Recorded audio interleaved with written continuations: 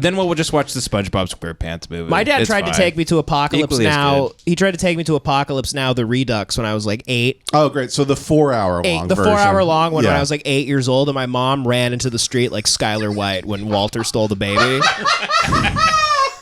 And she like got on her knees and like got in front of the car, and my dad was like, you know, there was a big fight in the street. You don't want that. Yeah. No, it's kind of a That's similar. so funny. Kind of a similar thing. Our dad, I think we've talked about this. Our dad was like at Blockbuster, and he's like trying to get a movie for us. We're like, I think we were 5 and 3, and he saw the Child's Play, the Chucky the Doll movie. He's like, it's got child right on the title. And so play. It must be fun. It must be fun. Must be a wild romp. It's a romp. No, you're ignoring a doll holding a knife and a gun on the cover. And Is he like holding a knife to like in a lady's ear? I don't even want to look the cover up because I don't want to actually know what he ignored. I've never rewatched that movie. By the way, literally still terrified. walked into home. And he's like, "Hey, I found a movie." And just chucked it at our like foreheads, and we put it on. We watched the whole movie by ourselves, and like literally, I'd be 6, and I'd like go to my grandma's house, and she has $300 because she was mentally insane, and then I would just be shaking like in fear around the. We had to sleep around the dolls. Yeah. We had to sleep around nightmares for- $300 in a room. And on top of that, we had hell. Like the idea of like we're gonna die and go to hell. And then like did any doll? I thought any doll could just, if someone left the room and I was left alone with the doll, it was gonna kill me and send me to hell. I thought it was possessed. I thought actually Chucky the doll was possessed by the devil. So that's why to this day I fuck dolls. I spend $6,000 a year buying a new doll. Dude, to fuck. I will. By the way, because of that, I'll never, ever, and I don't want to eat my words later, but I'll never fuck a sex doll. Yeah. That's where I draw the line. You're gonna eat crow on that one. Yeah. It's gonna be 3 years from now. You're Just fucking 'cause a I sex. said that. Yeah, fucking a sex doll on the podcast. There'll come a day. You've replaced. Will come. Yeah. Oh, a rain will come. And Yeah. wash away your yearning for human women. Katie will have left you, and you've replaced her with a doll sculpted to look exactly like her that you call her. Yeah. Yeah. Yeah. Yeah. A little speaker box in her that she says, "Oh, here you go." Yeah. Ooh, Ooh, ooh. You order Postmates, you pretend she cooked it.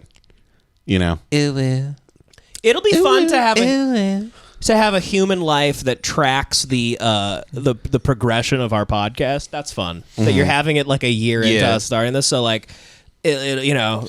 Yeah, if so we people be somehow like- get like 14 years in, we're you know, you're like, yeah, she hates me right now, and I'm like, man, are we 14 years into the podcast?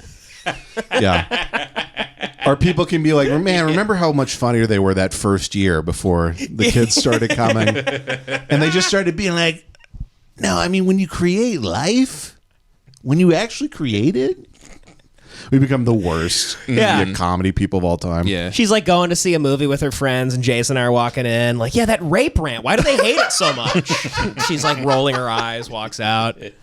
And we're like, hello, little George. How are you? Hello. Recoils. Like, what's up with that fucking bitch? Fuck her. She's right by me. Fuck that bitch. Dude, bitch, your daughter's a cunt. She can't date any boy because they all listen to our show. She's disgusted. Yeah. Guys are just going to date my daughter so they can meet me. Yeah. So they can have dinner with Mr. Avery. There's gonna be a You're bunch of meeting- hunchbacks that look like Ned Flanders. And they go, yeah, they finally meet you, and they go, Mr. Avery, it is an honor, sir. They salute you. Yeah. Based in red-pilled army, sir. Yeah. At that point, my posture is that of like a sapling. Like a small tree. Yeah, you look like a coma victim who hasn't used their body in 20 years. All your tendons have like fucking almost snapped. They're so tight. Your tendons look like a fucking violin. Yeah. Yeah. But yeah, they would just be eating. They'd be cutting into chicken at dinner, and sitting next to my daughter, and they just look up. They're like, so Devin's trans rant from episode. I'm sure you remember episode 32, right? I listened to the archives. Yeah. I was listening to the archives. How do you think the show changed after Jace killed himself in 2030?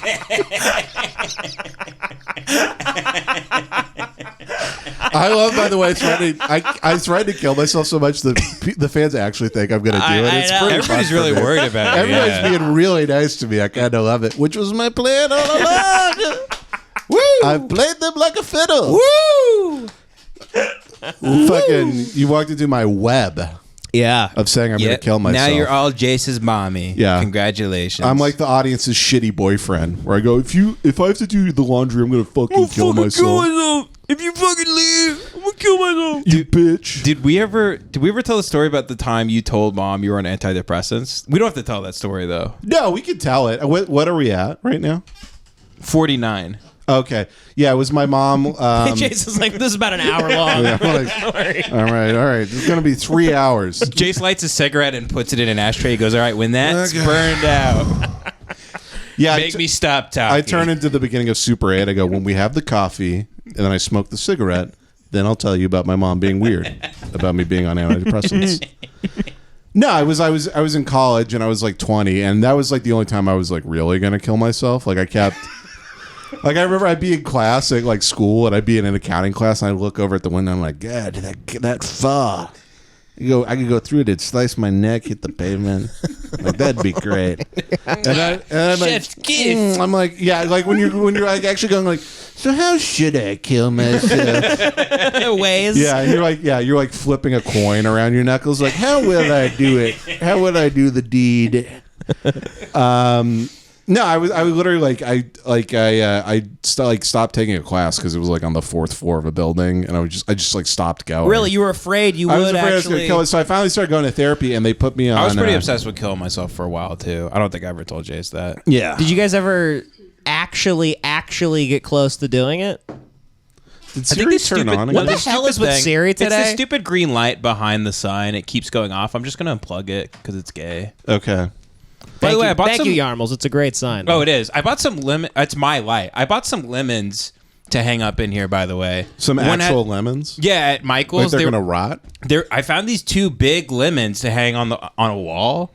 I guess it's for like a summer decor for a housewife who's on a lot of Valium. And the one lemon has the letter N on it, and the other has the letter R. Okay, so I just bought them. We're not. Yeah, we're not. This is the same way you got distracted from killing yourself 20 years ago. You were about to explain. I bought a bunch of lemons that said the N word. Yeah, I also have been. And like, I forgot. Ben's like, I got some great decor for the podcast. It's a lemon dressed up like a member of the Ku Klux Klan. Wouldn't that be great? A fan sent it in. Yeah, I got a Derek Chauvin edited into the Sopranos poster. Yeah, dude, we should make racist fatheads. Yeah, you know the fathead we should have like one of Chauvin, like every famous racist guy ever. Yeah, so you can Mel Gibson. Yeah, you can high five him walking in. Dude, you get the Mel Gibson fathead? Yeah, you're like, dude, let's dog whistle today. Get ready to dog whistle for money. Like, we never say it, but they know our thoughts on everything. They know. It's know. Mad Libs. We don't even have to fill in the blanks. They know what sugar tits means. Those tits are full of diamonds. But no, so I wanted to kill myself in college. And I started going to therapy. I literally went to therapy so I would kill myself. And it was like school, because I was like, like in Texas, it's like, you might as well just suck cock and get a truck stop, go to therapy. How fucked up is it that you waited to go to therapy until you were going to kill yourself? Oh, dude, it was go, maybe I'll finally work on myself now. Now that I'm loading the gun. Yeah, now that the bullet's in the chamber, maybe I should go to 1 round of therapy. Because it's literally, I remember telling people, like, I told close friends I was going to therapy, and people were like, whoa. Yeah. People came up to me years later, like just these, these Texas cowboys, and they go, brother, I want you to, when you told me you're going to therapy, it inspired me to 9 years later start going, because I was about to kill my wife and her kids. Brother, if it wasn't for you doing something that's totally fine and normal in most parts of the world, I would have ended it all. I was going to reverse my flatbed over my kids' heads in the driveway and pop them like watermelons. You seen them Instagram reels where the hippos eat the watermelon? Mm-hmm. I was going to line up my kids' heads like that and pop them all. I was going to hang myself on my CrossFit gym.